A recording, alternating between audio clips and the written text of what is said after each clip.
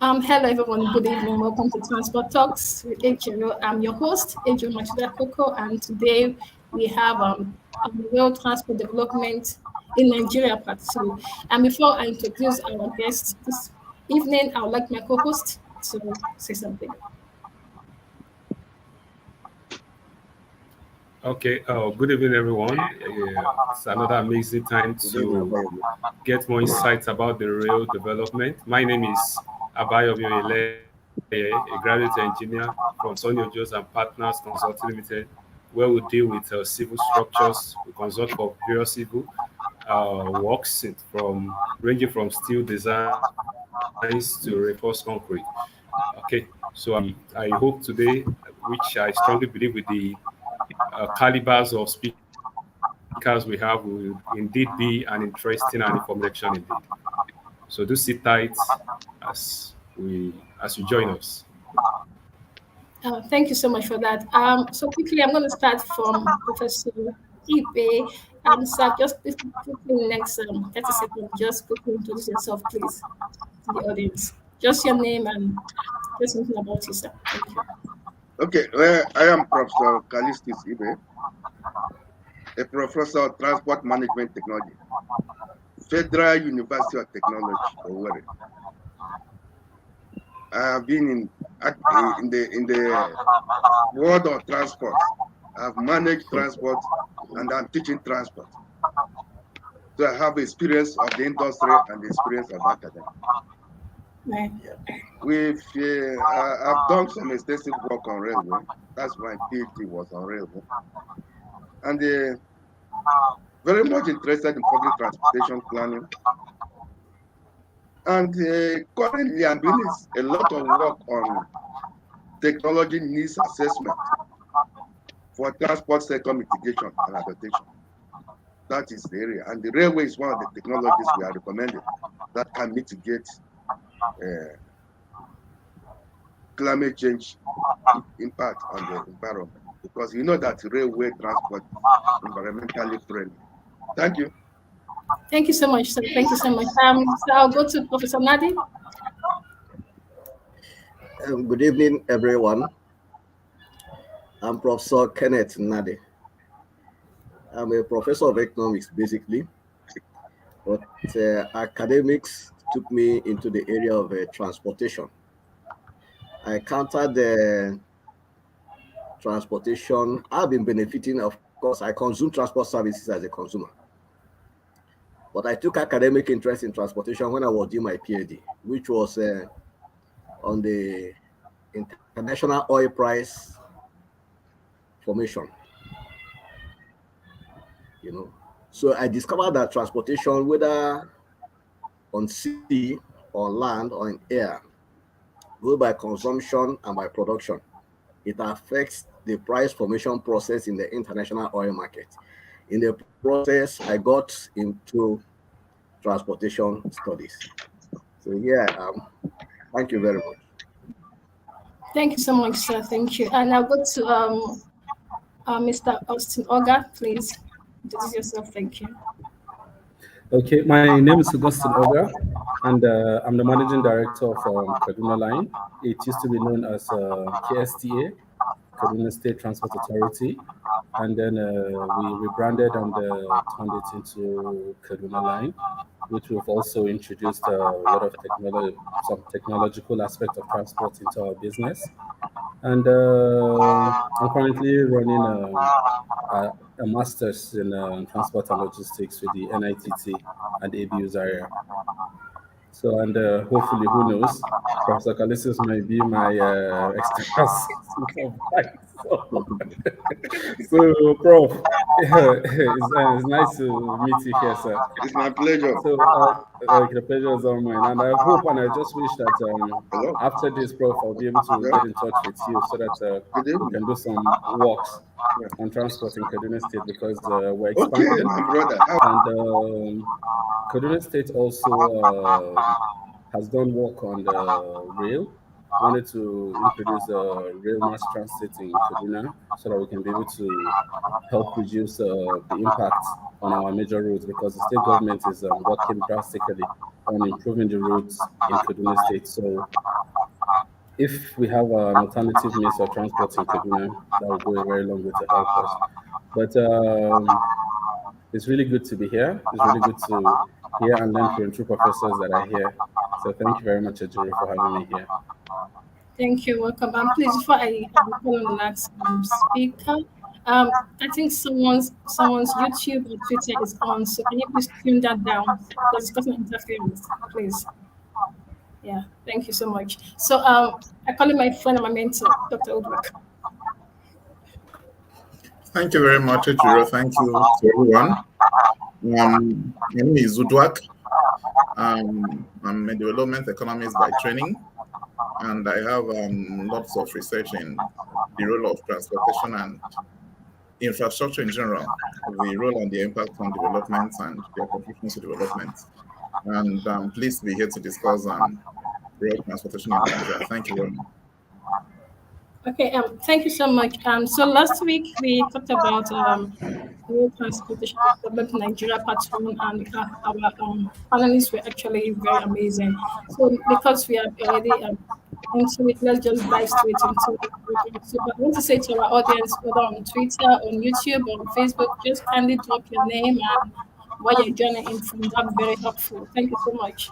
Okay, so I just want to ask the very first question. It's quite big. So it says, how can investment in rail transport be done to ensure long-term operational sustainability? I repeat, how can investment in rail transport be done to ensure long-term operational sustainability, good travel experience, and accessibility? So anyone can start. Well, he said, how can investment be done In rail transport to to improve ensure rail transportation? Okay, that is good. In the first instance, you should know that rail transport is the hub of transportation, and rail transport gobs a lot of money. And investment, like you see, is when you buy, you don't consume, you put it in for the purpose of creating wealth. That's money. And then in rail transportation, we are investing a lot of things: infrastructure, railway stations, rolling stocks, communication, and information and communication technology. So now the question is, how can you get it done to improve the railway investment? If you look at the case of Nigeria, the government is the sole investor in railway system, and it has not helped railway development, because the government as today is the investor, the regulator, and the operator, which does not augur well. And across the globe, other countries, other climes have come to realize that government alone cannot do it. They opened up by restructuring and reforming their railway system. When you reform and restructure, you create opportunity for private sectors to come and invest in the railway. There are different ways you can invest and tell them to come in. You can invest under what you call contestable investment theory by shipping. In that case, government will put the track and ask the private sector to come in and you operate where they share the lines. That's one aspect. And then when you talk of investments, nowadays, there are variants of investment typology you can get. Many ways people can come and invest in railway. You have the management contract, you have concession, you have BOT, you have a lot of them. I believe Nadi can give us more on that you can invest in railway. But for you to do it, you have to restructure and repeal some of the archaic laws, like in Nigeria, that can be open up and allow private investors to invest in railway. By so doing, railway transport will expand. If you allow government alone, it won't expand. But what happens in other countries where the railway is operating optimally? They allow private investors to come and participate in the railway transport operations. Let me stop here. Let others contribute. Okay, thank you, Professor. Before someone else adds to it, I think one of the speakers, one of you have your YouTube on or your Twitter on Facebook. So can you please tune that down so that it's actually causing interference, please? Okay, so would anybody want to add to that, or should I repeat the question? Okay, so Excuse me. perhaps I can just come in here. Your question is how can investment be done to ensure sustainability? But I think before that question is answered, one needs to first understand investment needs. Understand the investment needs of a railway system, just as Prof said. After understanding the investment needs, one can then think of the financing models that would work and examine the risks associated with rail investments. And then one can then think of how these risks can be mitigated: financial risks, economic risks, political risks, and so on and so forth. And then one can then identify a suitable pathway that can possibly ensure some level of sustainability if there is consistency in following that pathway. So what I think it's if one looks at the rail system in Nigeria, first of all, one will need to think of the tracks, the coaches, the stations, all the other ancillary support infrastructure needed, including ICT, including staffing, including virtually everything that is needed to ensure that the rail system works efficiently. One would also need to think of the other macroeconomic investment needs that would be associated with this rail infrastructure. For example, some level of investment in security, some level of investment in power. These are not direct rail investments, but one needs these other investments for any rail system to work. So one will need to look at those other ones. In terms of the investment models, I think Nigeria, over the years, we've seen that Nigeria it's basically broke. Nigeria cannot take on heavy infrastructure projects. And so I align with Prof's thoughts that some level of private sector participation is needed. The models, it might be difficult to ascertain the model now because until one really dives into a particular project, that's when one would know the model that may be suitable. But all around the world, there are different possible models that involves private sector participation, whether it's build, own, operate, transfer, or build, operate, transfer, whatever model, whether it's government owned and then there is a management lease or some level of medium-term concession to a private sector to operate. One thing is certain, it requires some level of private sector participation because government projects usually fail. And then the other things I mentioned, like the other macroeconomic risks that may be associated with sustainability, risks such as exchange rates, because if Nigeria doesn't have money, Nigeria needs to borrow the money. It means that this money should be borrowed in US dollars, and the investment would have to be some form of project financing, where the repayment of the loans would have to be, the funds for repayment of the loans would have to come from the services, the rail services. So user tariffs, and one would think of the long time to repay these loans. And these monies would be in US in Naira, and the exchange rate fluctuates very seriously. And so that's a very important risk. And then there's a political risk, then there's a security risk. So one needs to look at all these risks before one can identify a possible investment pathway to ensure project sustainability in the rail sector. I think I'll stop here for now. Thank you.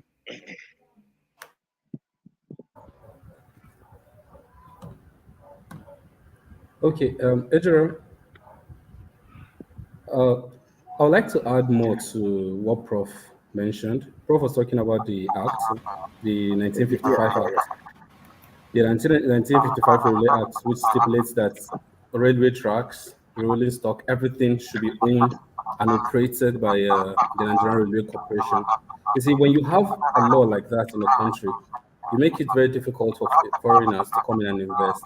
So when Prof said that the laws should be repealed, yes, when you repeal those laws and then you change them and you open them up for investors to come in, then you now see investors coming in and then they can now invest in this other area that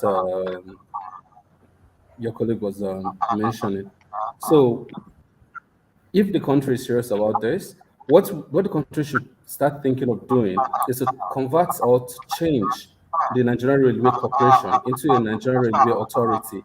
So let it just be the regulators, regulate the fare, make sure that all of the services that are going to be provided, you understand, are sustainable, and then they are really they provide like top-notch quality service for Nigerians. Because if you follow history of this country and the way it is, the moment we open up for PPP, and then if foreigners come in and they take over, our regulators just go back and sit and allow these guys take a whole run all over the country. But if these laws are repealed and the Nigerian Railway Corporation is now turned into an authority that now becomes a regulator, then they need to also sit up and do following up on monitoring, so that we can be able to get good quality for whatever it is that the country is going to be giving up its railway system for. So that's all I want to say for now. Thanks. Okay. Let me say something. Let me say something at this point, moderator. Now, Yes, please. Prof. Ibe earlier identified the central role of the rail system, and then that was buttressed by the development economist. I think that the government recognizes this need. If you look at in Nigeria, because we are talking with specific reference to Nigeria, there is what is called the National Integrated Infrastructure Master Plan. It was revised in 2020. So the National Integrated Infrastructure Master Plan recognizes 7 key infrastructure classes. And you'll be surprised to note that the very first among equals is transport infrastructure. And when you come to transport infrastructure, the plan makes provision for there's a lot of ambition in the plan to give attention to the railway, give attention to the roads, give attention to other. But unfortunately, there is excessive deficiency in political will. So there is a plan on paper. Actually, the National Integrated Infrastructure Master Plan is to run from 2020 to 2043. The government has made a lot of ambitious statements, but back it up with appropriate political will. That's where the problem has been, and that's the problem has been there. That's what delayed the Etape, the Warri Etape Ajaokuta rail line. Remember, it remained stagnant. It suffered a stalemate for 30 years, simply for nothing but political reasons. There's reference to the need to get a private sector involved. Private sector people are concerned with returns on investment, but government is concerned with scoring political goals, especially in election seasons like this. So the conflict between the political will and the basic economic consideration of private investors is what has compromised the political will from pursuing the National Integrated Infrastructure Master Plan as laid out.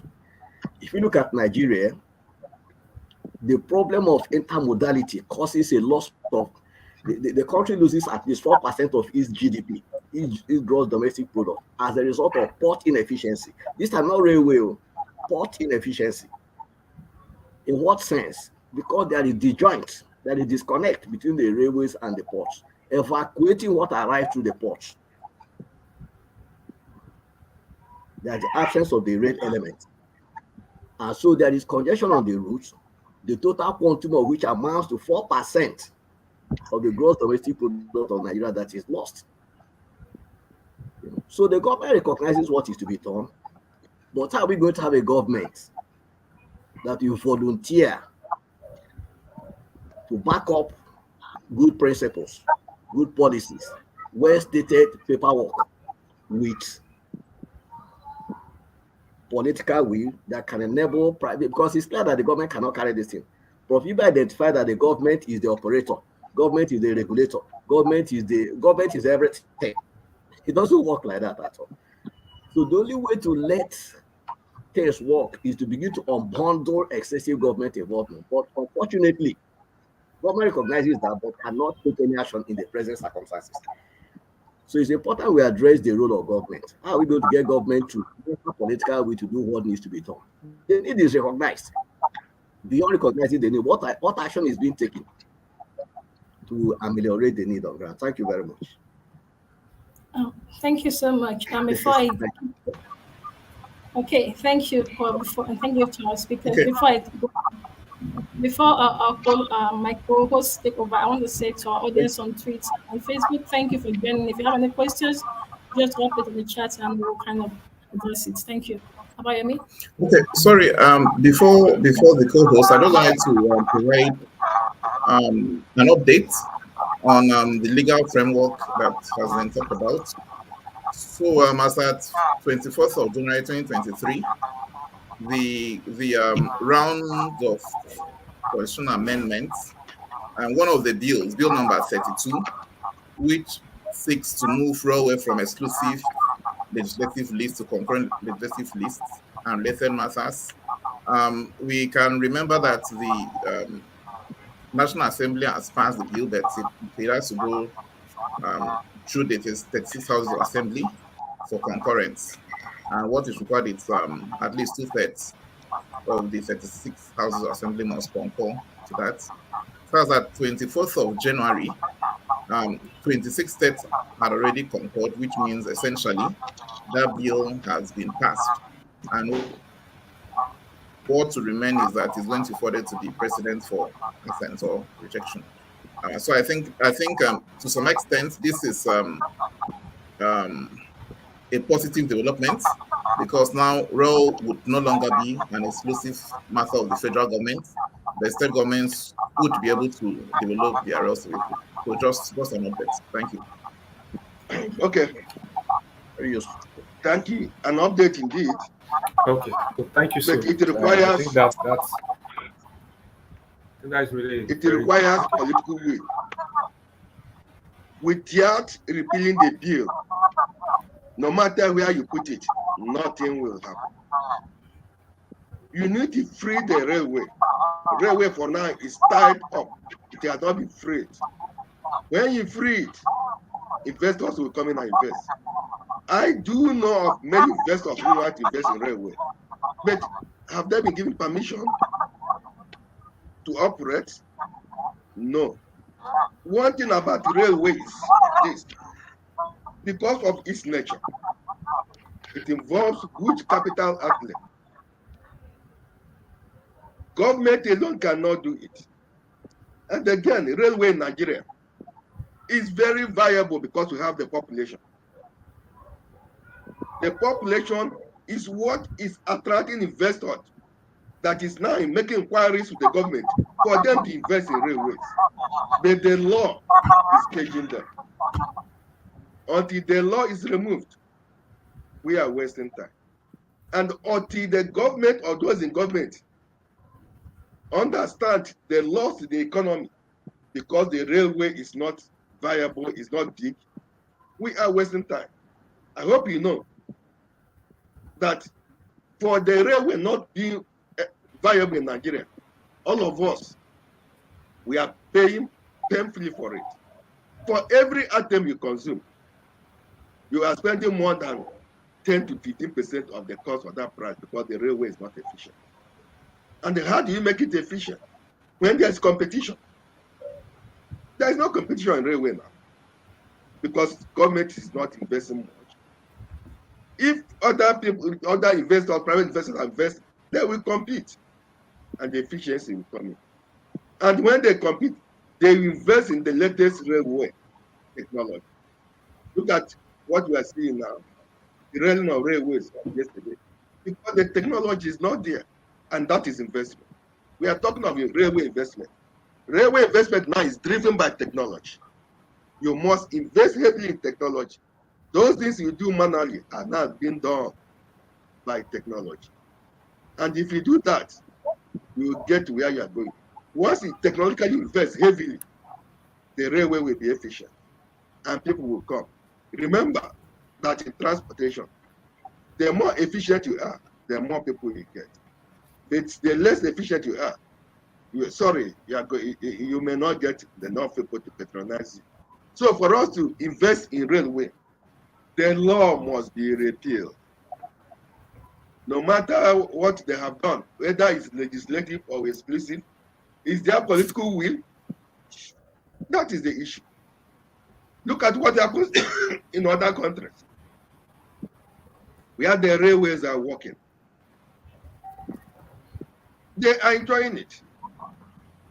If I'm in Owerri here, I want to go to Lagos, why must I waste my time when there's a rapid rail transit? 2 hours I'm there. And what is that? Is it not investment? You need to invest. And investing means you have to give people opportunity. Like the development economists talk, the risk involved, the political risk involved is what's carrying away the people from investing. Because they are not sure. That is why they are shying away. And they have their money, they want to invest. Government is not giving opportunity. Once we be able to take hold of political risk, come up with good political will, match it with action, investment in railway will double. I, however, commend the present government because of the little effort they have made in investing in railway. But they have not done much. It's one-sided. The main industrial hubs of this nation have not been connected with railway. And these are areas that are yearning for railway transportation investment. So that it can hold the goods we have and the cost will come down. So for us to have the quantum of lift we have in railway investment, the 1959 Railway Act must be repealed and investors come in. And when they come in fact, all these things we are talking, if you can lay hold of my PhD thesis, these things have been specified here, but are they seeing it? This thing has been identified 20 years ago on the best way to go as far as railway investment in Nigeria is concerned. We have not done that. We are still talking. We still be talking. One day, Pharaoh who don't know Joseph will come and begin to change things the way it is. I rest my case. Okay. I just wanted to take off from where Prof has stopped. For me, I think political will is the less of the problem. The lesser of the problem. The bigger problem is the economic risk, because if you want to take lessons from power sector reforms, up to when there was a Power Sector Reform Act, Electric Power Sector Reform Act of 2005, the power sector was exclusive that of the government. But that there has been reforms and private sector involvement has been there, but the economic risk doesn't disappear. And that is why the power sector doesn't seem to work. And so railway, it's similar to power sector. The rail lines are probably more or less public goods, and there is economies of scale. They are public goods, not more. They are public goods. So there are public goods and the economies of scale, which means that there would only be one rail lines. There can be many services running on these rail lines, but there will be one rail lines. So the risk for me is not. I mean, it's not a difficult thing to have a new law, repeal an act, and have a new act. That's the least of the problems. The bigger problem is this: if I have someone who has $10 billion invest in rail in Nigeria, and the person is very interested, it will not be difficult to get the act repealed to have private sector involvement, the way I understand how Nigeria works. But beyond that, someone that dumps $10 billion in rail system in Nigeria, the first question would be, how long would it take for me to recover this money? And with the prevailing macroeconomic indices in Nigeria and the security risks in Nigeria, it's more or less very difficult to recover the money. And an investor wants his money back. If we take some lessons from the Channel rail line connecting the UK to France, it's purely private sector driven with government oversight and governance. And I'm sure they have recovered their money because the macroeconomic risk is not anywhere close to that you have in Nigeria. Take, for example, still taking lessons from power sector. People bought discos and generating stations when exchange rate was maybe 160 naira per dollar. So it means if one invested $1 billion, one needed to get 160 billion naira to repay that loan, maybe in 30 years. But under the prevailing macroeconomic situation, one needs probably 750 billion. That doesn't include cost of operations, cost of maintenance, and so on and so forth. So for me, I think the main question is these economic risks and the other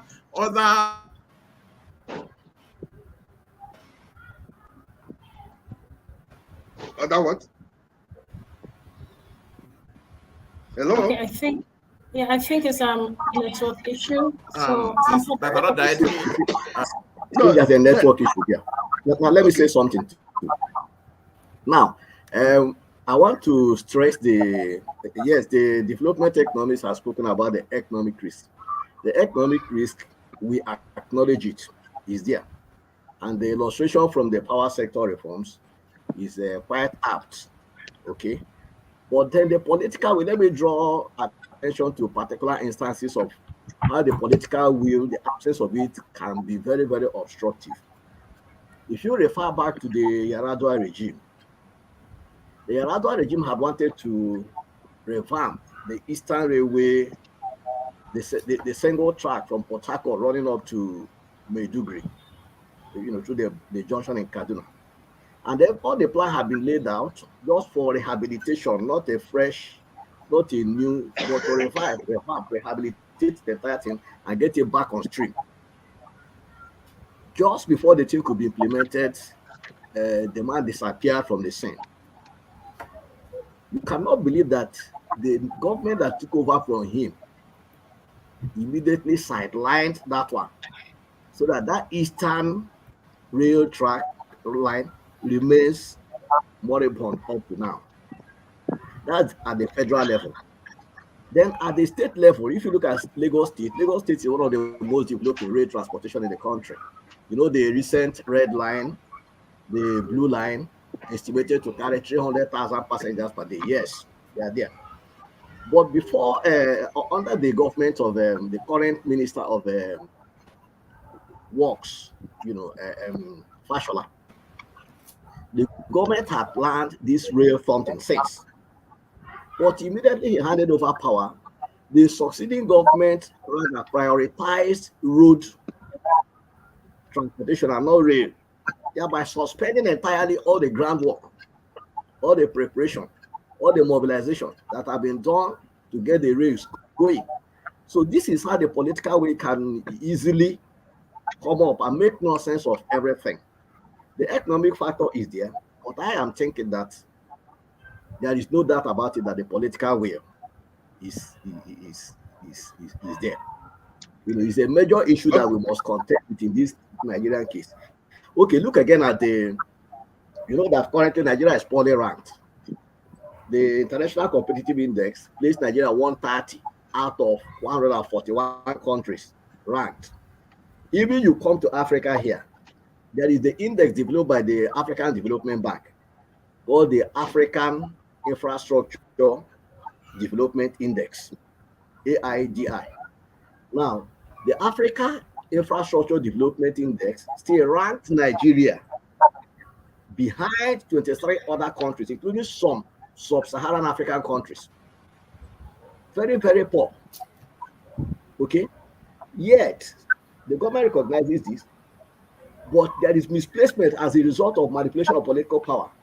When the current government came up with the rail line running from Kano to Maradi in Niger Republic, that was a pet project of the executive arm of government. When the thing got to the legislature at the National Assembly, they disagreed with the government.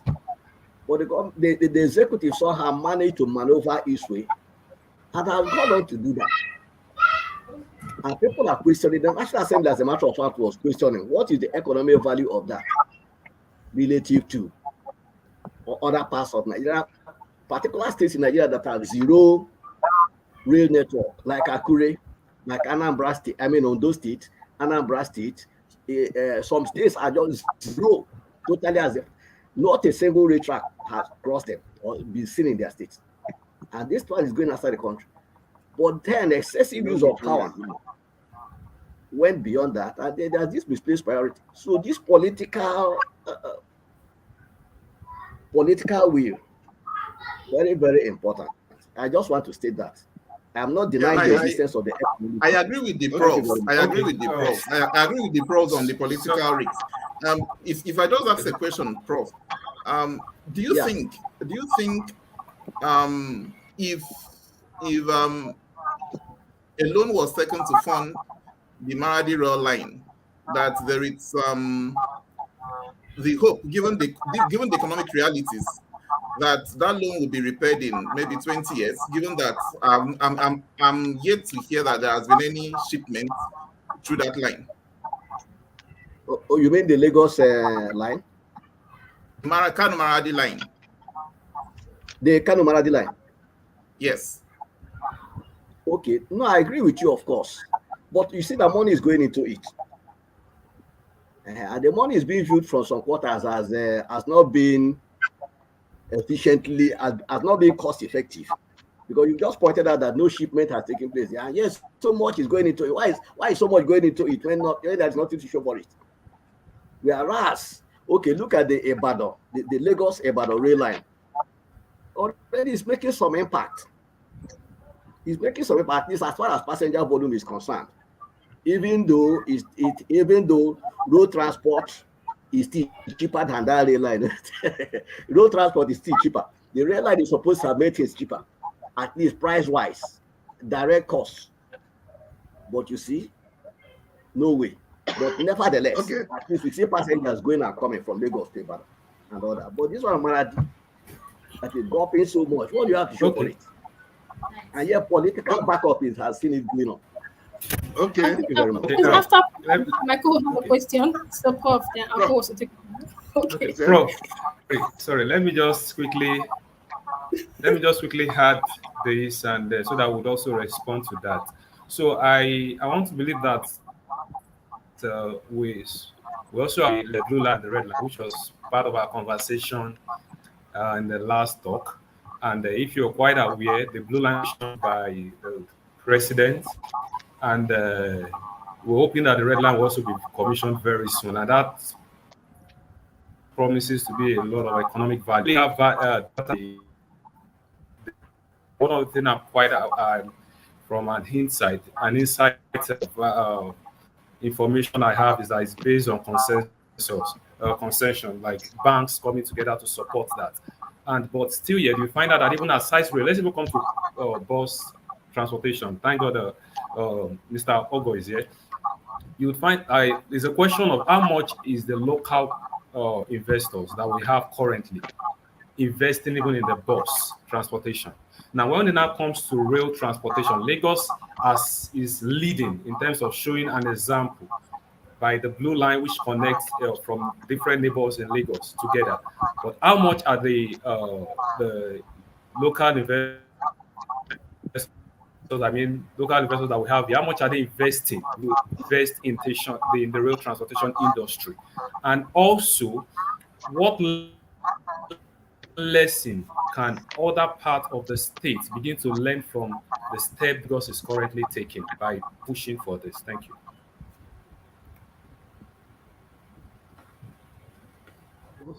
Are you asking No, or wait, are you asking the question, Mr. Abayomi. Okay, Was it the let question me you answer asked? you. Yeah, Oh, okay, Let me so answer him. I didn't even know it was a question. No, let me yeah, answer him. Now, in the yeah. first instance, the question we are asking, I will come to your question. When the development economist was talking, he said economic risk is better, is higher than political risk. And he answered himself, contradicted himself by saying, Kano Maradi Road. What caused that? Is it not political will? That's political will that drove that investment. So whatever you do, you need the political will to drive the economic will. Once the political will create conditional environment, the macroeconomic variables will come down. Now let us go to the question. You see why these things is happening in Nigeria, why they have not recovered their money?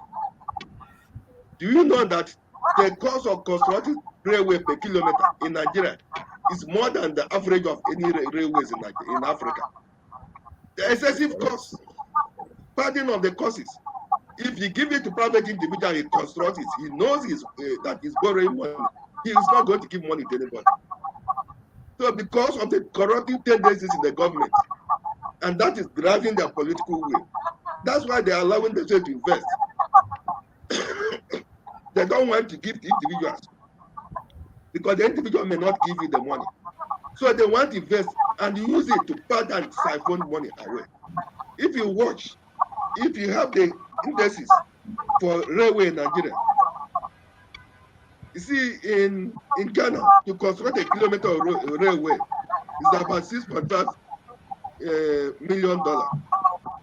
Kenya, $5.6 million. Nigeria, it is $9.6 million per kilometer. You can see where the problem is, why we are not recovering our costs. If we construct at minimal rates without compromising quality, railway is viable and people can come to invest.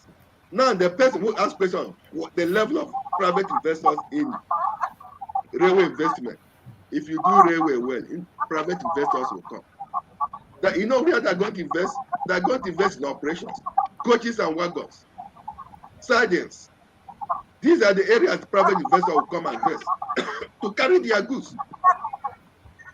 When they invest in, these are areas of quantum investment. Communication. They invest here, but the track must be that of government. Government will lay the track. Operations go to individuals. And by the time they come in with their investment into operations and rolling stocks, you see the quantum of investment. And when they do it, I see the attractiveness of it. That cost per kilometer of transporting per road, per rail is lower than that of road. It will attract private investors and they come and invest. They are not interested in buying many vehicles on the road. If they invest in rolling stock, they will better. But have you given them the opportunity to come and invest? You need to create a conditional environment for them to invest. Not asking how much individual. That of Lagos is not run by individual. Yes, they are going to concession. Have they done that? Are they doing it? It's a big problem. Look at what happens in Port Harcourt, the monorail project. Did it take off? Political way. So you need to create continual environment for private sector. You know he is putting his money where he's going to get profit. He cannot drop it where he's not going to get profit, like the development economist said. But for him to do that, he will combine all the risk. You get political risk, economic risk, social risk, environmental risk, weigh them in a basket and take decision. But the main one driving all is political risk. If we bring down political risk, all other macroeconomic variables will come down. In Nigeria, they are jumping up because of weak government. Because government is not taking the right decision they should take. If they take the right decision and there is peace, there is security, the investment will thrive, and cost of doing things will come down. But in a atmosphere of uncertainty, how can a private individual invest? He's not sure because he is not yet protected. He needs to be protected for him to come and drop in his money. Yes.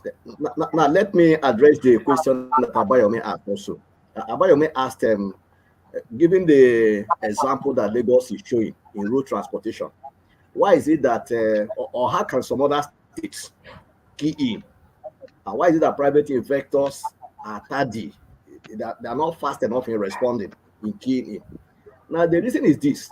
If you look at statistics from the data from National Bureau of Statistics,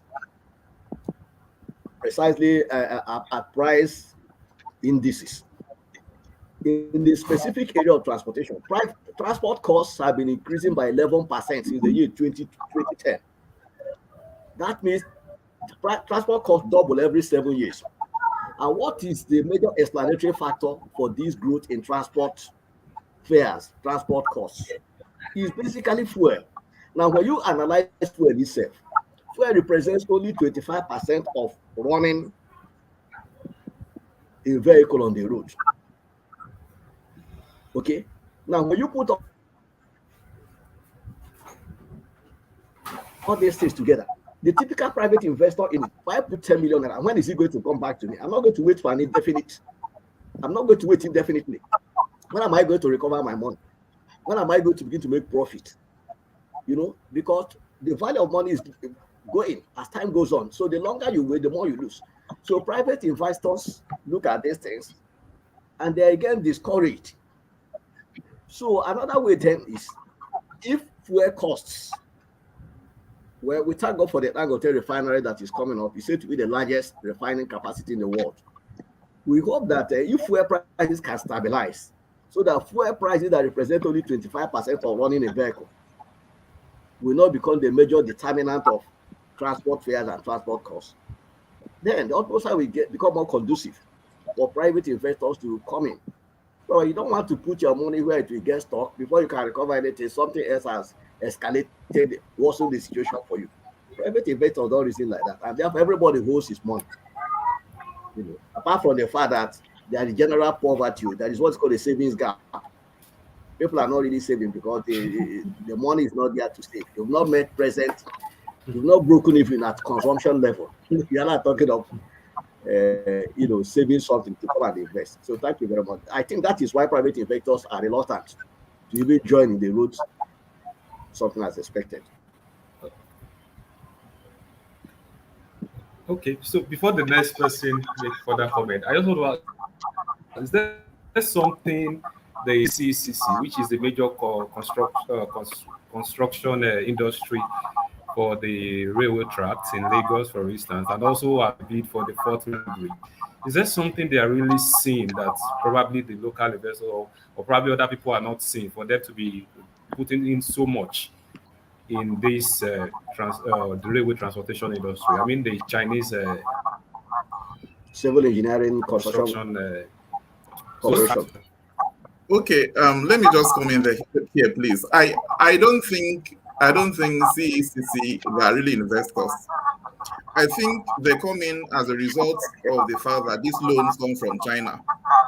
And as one of the conditions of Chinese loans, you need to get a Chinese company to construct. You probably need to, I mean, most Nigerians don't even know the terms of these loans. But from lessons we learn from other countries, these loans are not usually very generous. I think government only fall back on this one because it seems like the only country that is willing to fund these projects.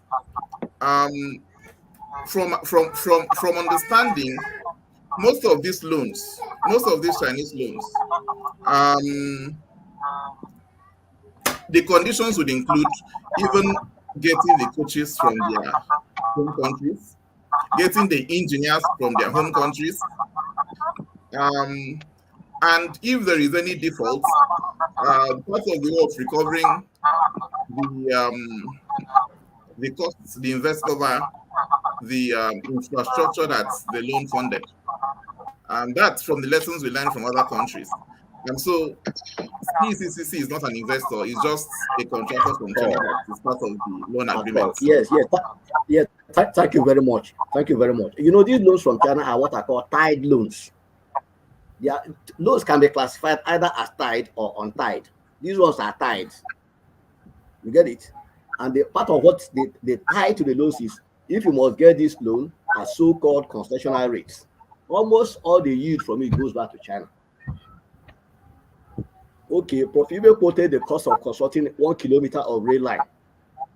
You compare it with even Kenya, with everywhere, and it's far above world average, far above African average. And sometimes the thing came up last year, and the ECC were very, very defensive of it. I read the explanation of the managing director of the ECC. They explained that our own cost is like that because that the speed is 150 kilometers per hour. You know, the rail tracks have to be straight, and then you have to do a lot of demolition of vehicles, and you have to construct bridges. They justify the entire thing. Whether they justify it or not, what happens at the end of the day is that virtually all the money from China returns to China. Apart from the fact that there is that tied critical element that in the event of default, they take over the whole thing. So in fact, it's even very dangerous company to deal like that. Then you're going to see a tied loan that is tied. Let's say somebody ties it and puts it behind him, and you're going behind him. What are you going to encounter behind that person? Who is going to deliver you from what is going on behind the scenes? So they are not investors at all. In fact, they are predators. They are contractors. Predators. Okay. They are contractors. They just make a play of you. They just give you a bait, concessional rates, and then you come. You know, the general's grace period, general's grace period, concessional rates, and all that. But it's still, by definition, it's still a tied loan, tied to the fact that it must be constructed. All the inputs must come from their place. All the principal critical personnel must come from their. And should, in spite of all this, in the event of any capacity to pay, and how are we even going to pay anyway? When debt service is taking more than 90% of revenue, the situation is very dangerous already. And that brings in the political something again we are talking of. There's need for political will to break away from this kind of deals. Thank you very much. Thank you, Bob. I'm sorry I have to come in. We're really out of time. But we had some comments from the audience. I believe we addressed some, but I'll just quickly put it on the screen again, just in case we haven't addressed any of it. This came in from Ogale. I think I've addressed some. And also put the next question. And this also came in from I think an audience, this also. So just because we're already behind schedule, so just the next 5 minutes, if you want to respond to the question, you can respond to that, and we just say any last words or contribution to the topic, road transport investment. So whoever wants to answer any question can just let me speak to Orale's question. Okay. Orale's question is can the private sector not bypass? Look at question 3. Can the private sector bypass government and these bottlenecks? No. You are working within a regulated, not a deregulated environment. There is reference to earlier speakers have made reference to the legal framework. You must operate within that framework, not from outside of it. So you can't bypass the government. Who is going to regulate? There's a regulator, and currently the regulator is government. So you can't bypass that regulator. They will find fault with you immediately. It's like saying you are going to ignore the referee in a football match. He will just give you a red card. That's all. Thank you. Okay, anyone, please.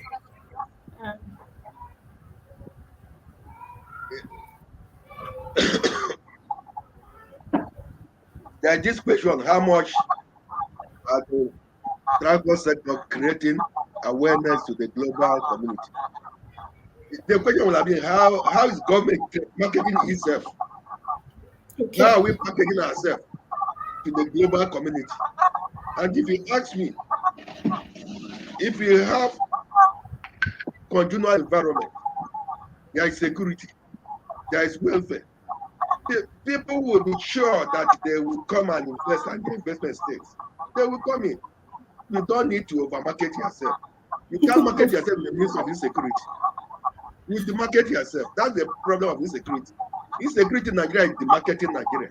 That's why most countries can't come to invest. I know of many companies that have come to invest on rail in Nigeria. They cannot because they are not sure of the political will. So, back to the question. We market ourselves only when the political will gets it right. And we change the atmosphere. Investment will come and invest in railway. It has happened in other countries. And it was investment in railway in Nigeria is a viable investment. Because we have the population, we have the long length of roads. If you invest, you will get it. But can you invest and get it? If something happens, the government leaves, another government comes, what do you do? How can you be sure?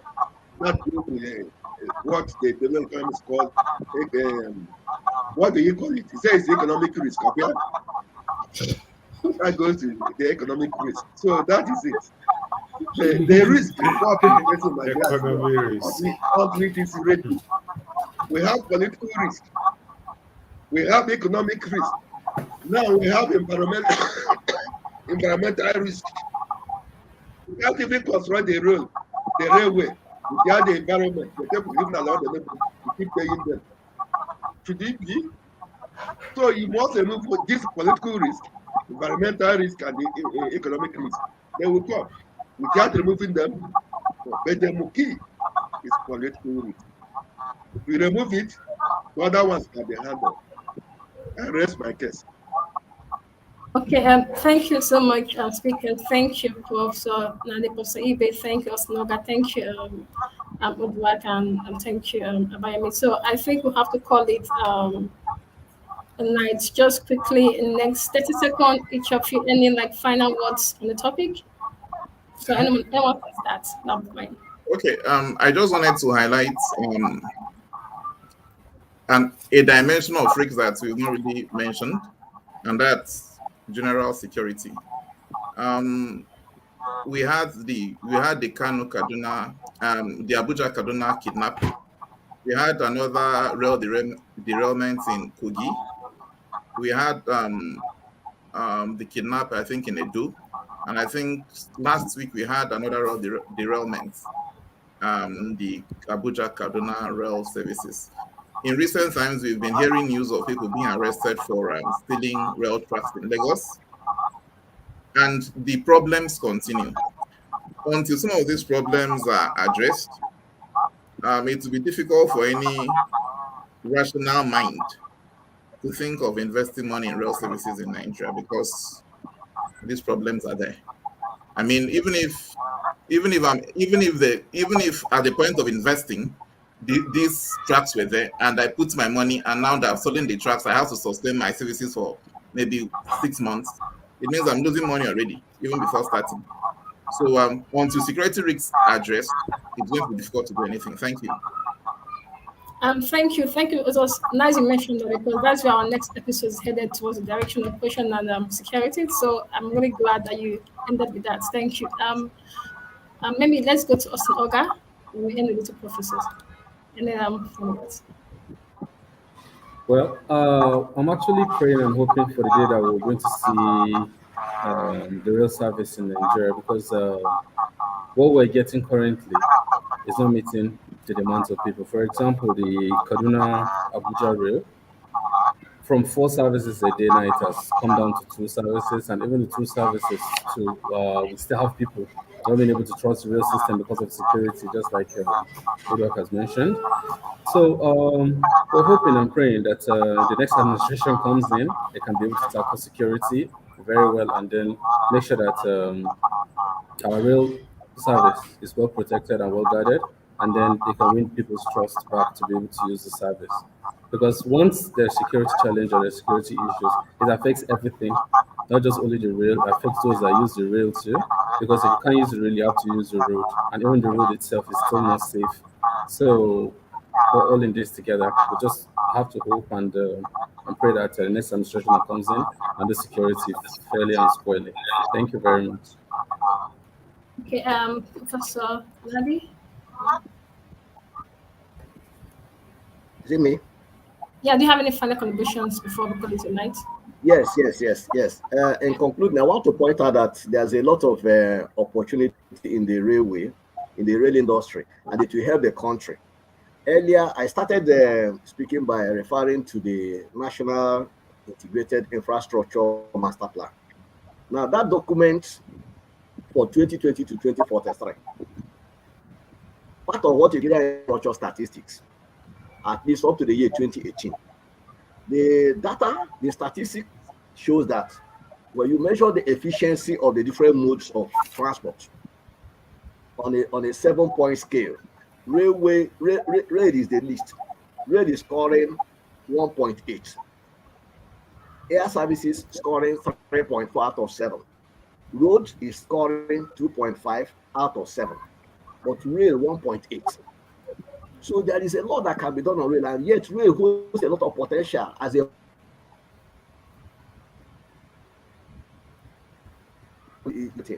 Unfortunately, all the advantages associated with it are currently compromised. Look at security. It was supposed to afford more security than road. But right now, with all what the development economics are cited, you know the answer is no. Then comparative prices, the answer again, looking at Lagos Ibadan, you find again that the answer is no. And you look at the travel time, there are all scheduled stops, there are delays, unexplained delays.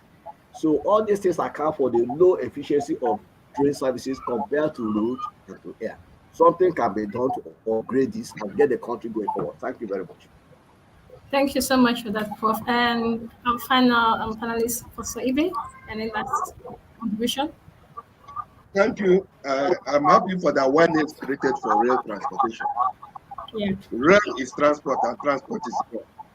Get rail right, you get our transport system right. If you don't get it right, we still paying the price for it. Thank you. Thank you so much, sir. And to my co-host, Abayomi.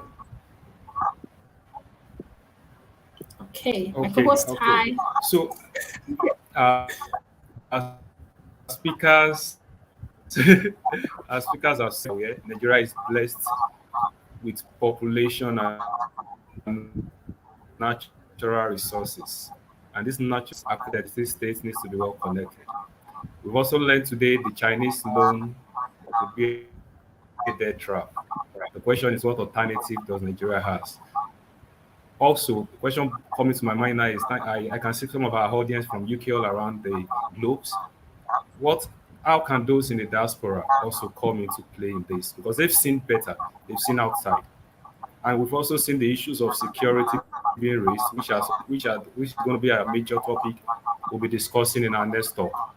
But the most important thing, as we've all learned today, is what is the political will. The blue line, the red line currently, because there's still going to be green lines and orange lines, which are rail tracks that connects the whole neighborhood in Lagos. Blue line has been commissioned, the first phase, and red line will soon be commissioned.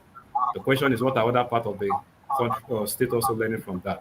But most importantly, as we've learned from is, what is the political will of our governors from all over states? And what is the political will of the federal government? The system has to work. As I've said in the last talk, it must work. Thank you. Yeah.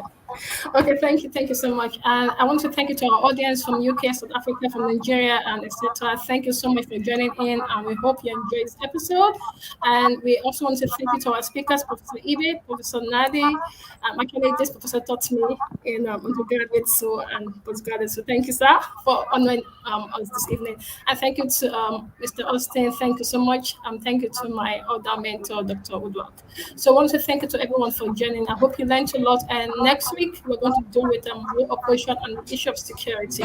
So we hope if you have questions, do well to come with your questions and participate. It's our rail, it's our country. So thank you so much and have a good night. Thank you very much, Thank you moderator. very much. Have a good night. Thank you.